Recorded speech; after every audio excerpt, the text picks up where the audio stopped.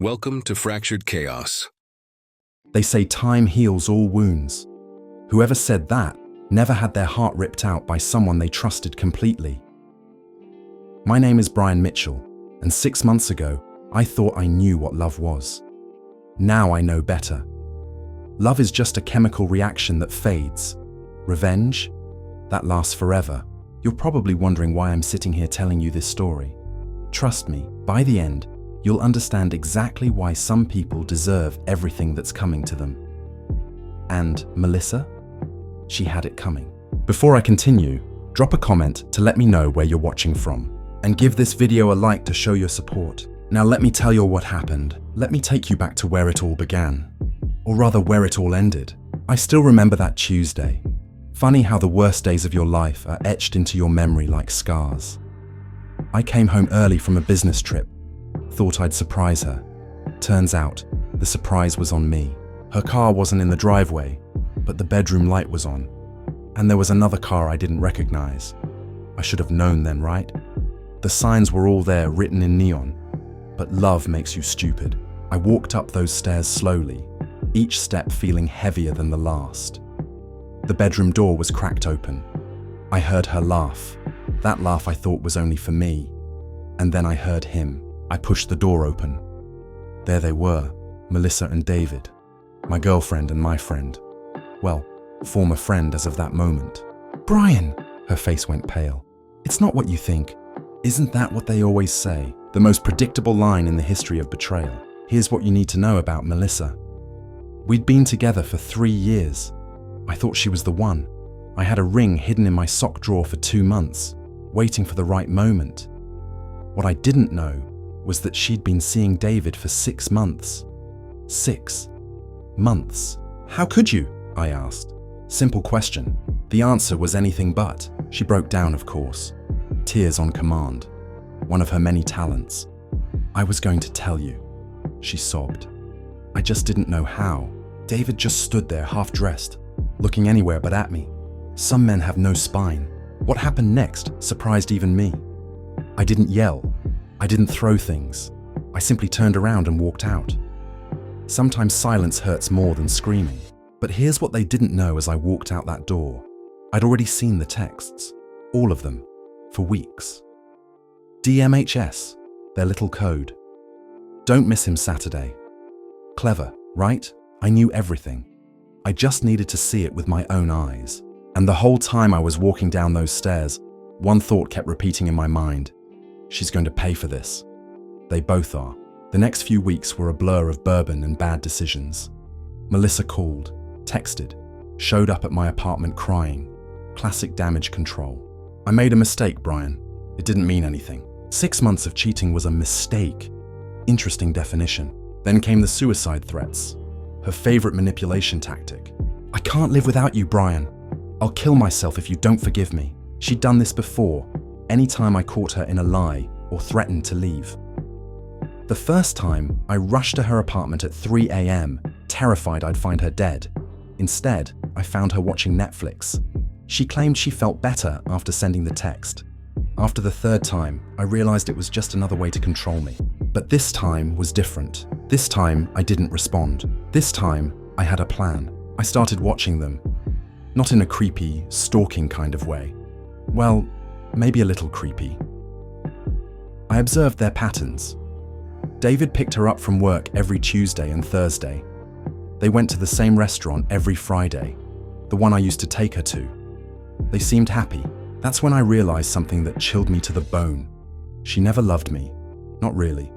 I was just convenient, a placeholder until something better came along. And then, 3 weeks after I caught them, she sent me a text that changed everything. I miss you. David and I had a fight. Can we talk? There it was. My opening. The first move in the game I was about to play. I waited 2 days before responding. Sure, coffee tomorrow? What she didn't know was that I'd already hacked her Instagram account. I saw the fight she had with David. He accused her of still being in love with me. She denied it, of course. But David wasn't convinced. So when I met her for coffee, I already knew exactly what buttons to push. You look good, I told her, and she did. She always did. So do you, she said. But her eyes said more. They always gave her away. She was calculating, measuring, planning her next move. We talked about nothing for 30 minutes. Weather, work, mutual friends, and then she dropped the bomb. David asked me to move in with him. I took a sip of my coffee, letting the silence stretch. Are you going to? I don't know, she said, studying my reaction. What do you think I should do? There it was, the fishing expedition. Seeing if I still cared enough to fight for her, I leaned in close, making sure she could feel my breath on her skin. I think you should do whatever makes you happy, Melissa. She looked disappointed. This wasn't the jealous reaction she was hoping for. The thing is, I continued, I've had time to think. And maybe we gave up too easily. Her eyes lit up. The hook was set. As I walked away from that coffee shop, my phone buzzed. A text from Melissa. I've missed you so much. What she didn't know was that I'd already seen her other text, the one she sent to David right after I left. Don't worry, babe. Just tying up loose ends. That's when I knew the game was on. I started small, rebuilding trust, late-night texts, inside jokes, reminiscing about the good times. All the while, I was setting the stage. 3 weeks of this dance, and she was right where I wanted her. David was getting suspicious, but she kept reassuring him. Brian's just a friend now. He's helping me through some stuff. Poor David. He had no idea what was coming. I invited her to dinner at my place. Just to talk, I said. She agreed immediately. I cleaned my apartment meticulously that day, bought her favorite wine, cooked her favorite meal, set up candles, the perfect romantic cliché. And one more thing, something she couldn't see. A small camera positioned perfectly in my bedroom. Insurance policy? Maybe. Evidence? Definitely. She arrived wearing the dress I'd bought her for her birthday. A calculated choice. She knew what she was doing. This feels like old times, she said, smiling that smile that used to make my heart race. 2 glasses of wine in, she was sitting closer. 3 glasses, and her hand was on my knee. I've been thinking about us a lot, she said, her voice dropping to that register she used when she wanted something. About how good we were together. I played my part perfectly. Hesitant at first, then gradually warming to the idea. What about David? I asked, feigning concern. David doesn't understand me like you do, she whispered. Classic Melissa line. I wondered if she'd used the same one on David about me. Then she kissed me. I kissed back. The chess pieces were moving exactly as planned. As we moved to the bedroom, a flash of guilt hit me. Not for what I was about to do to Melissa. She deserved it. But for using sex as a weapon. It felt beneath me. But then I remembered finding them together. The 6 months of lies, the fake suicide threats, the manipulation, and the guilt evaporated like morning dew. What happened next isn't important. The details don't matter. What matters is what happened after. She fell asleep in my bed, thinking she'd won, thinking she had both of us, David and me, wrapped around her finger. I slipped out of bed, retrieved the camera footage, and sent one simple text to David. You should know what your girlfriend does when you're not around. Attached was a 30-second clip. Nothing graphic, just enough to be unmistakable. Then I deleted the rest of the footage. Some lines even I wouldn't cross. I got back into bed and waited for the storm. It didn't take long. David called her phone 5 times in a row. She slept through the first 4, but the 5th woke her up. Hello, she mumbled, still half asleep. Then her eyes widened. What are you talking about? I pretended to be asleep, watching through half-closed eyes as her world collapsed. Check your phone, I heard David say through the speaker, his voice cold and hard. She did. And then she saw the message I'd sent him. Her scream woke the neighbors. What have you done? She shrieked, scrambling out of bed, clutching the sheet to her chest like it could somehow protect her from what was coming. I sat up slowly, calmly. Me? I didn't do anything you didn't want to do. You recorded us? You sent it to David? Her voice was rising with each word. That's illegal. I'll report you. I smiled then. A real smile, not the fake ones I'd been giving her for weeks. Will you? And tell them what? That you cheated on your boyfriend with your ex, and now you're upset that he found out. Go ahead. You planned this, she whispered, realization dawning. All of it. I didn't confirm or deny. I didn't need to. She got dressed in a frenzy, mascara streaking down her cheeks. You're sick, she spat. You need help. Maybe she was right. Maybe I did cross a line. But in that moment, watching her frantically gather her things, all I felt was relief. The weight of her betrayal, the pain of the past few months, it was lifting. "Why?" she asked, hand on the doorknob. "Why would you do this?" I looked her straight in the eyes. "Because you needed to know how it feels, to be betrayed by someone you trust." She left without another word. I poured myself a drink and waited. The text started coming an hour later. From her, "I hate you. You've ruined my life." "David broke up with me." From David, "You're both dead to me." From mutual friends, "What the hell is going on? Is it true?" I didn't respond to any of them. I'd said everything I needed to say. 3 days passed. I started to feel, not better exactly, but different. Like I could breathe again. The revenge I'd thought would taste sweet just left a bitter aftertaste. Then came the knock on my door at midnight. It was David, drunk, angry. "You used me," he slurred. "You used me to get back at her." He wasn't wrong. "You want to hit me?" I asked. "Go ahead. One free shot, I deserve it." He raised his fist, then dropped it. "You know what? You two deserve each other. You're both toxic as hell." He wasn't wrong about that either. After he left, I sat alone in my apartment, surrounded by the debris of my revenge plot, and had a realization that hit me like a truck. In trying to hurt Melissa, I'd become just like her, manipulative, calculating, willing to use people to get what I wanted. My phone buzzed again. "Melissa, I'm outside your building. Let me in, or I swear to God I'll kill myself right here." Same old tactics. But this time, something felt different.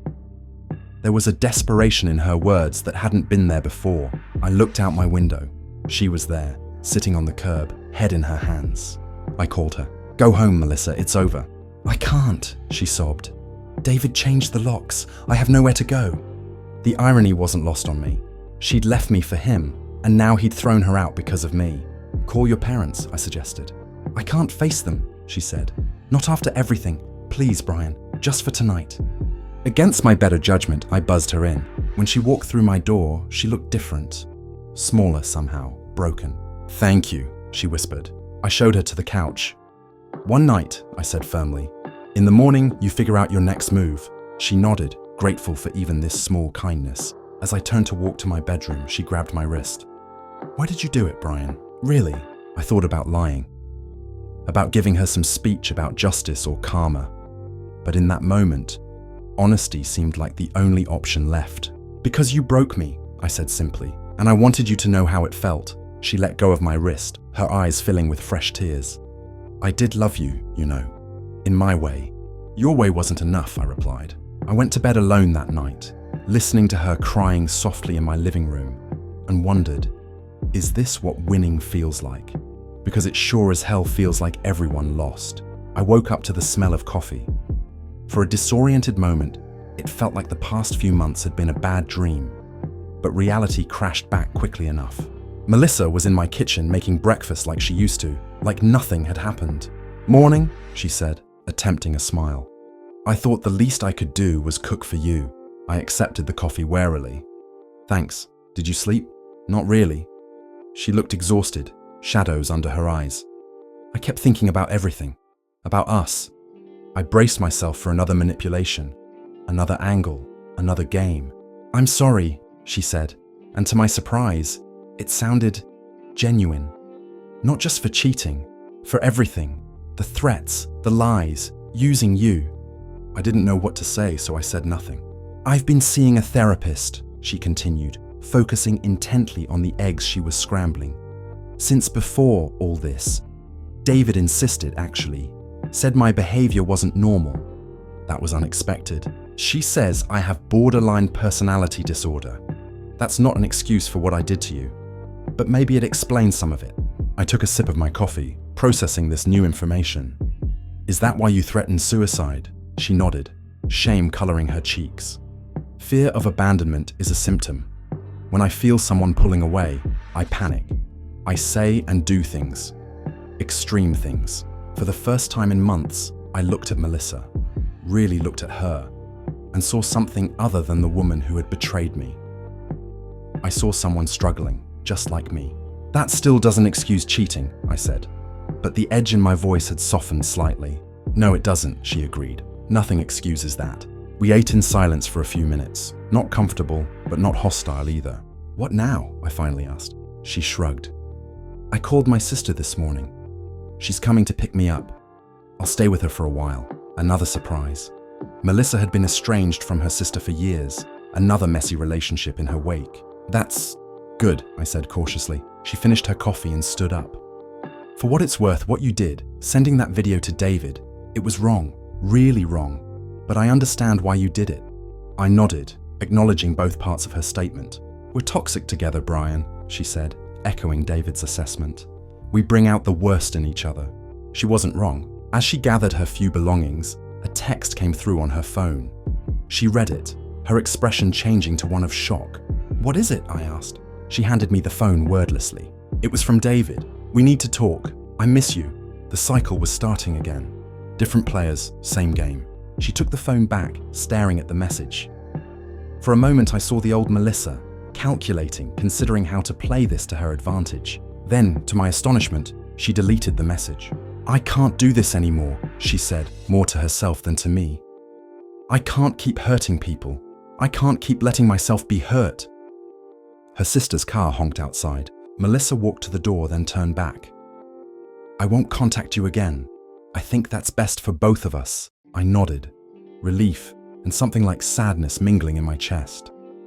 I hope you get the help you need. I hope you heal from what I did to you, she replied. And then she was gone.